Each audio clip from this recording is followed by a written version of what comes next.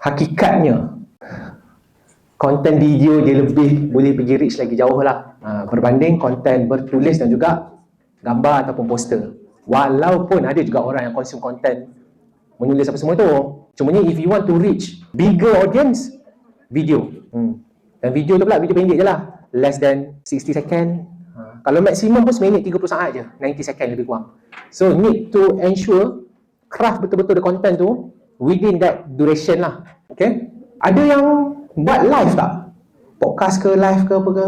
Ada buat live di YouTube, Facebook. Live tu konsep macam mana? Podcast ke? Event tengah berjalan, ada orang buat live. Live tu style macam MCP ke ataupun just pacak handphone? Pacak. Okay. So output daripada situ nak dapatkan apa? Nak bagi orang tahu, oh ada event sedang berlangsung. Kalau ada ucapan ke sepanjang event apa semua tu, ada dapatkan konten video tak daripada situ?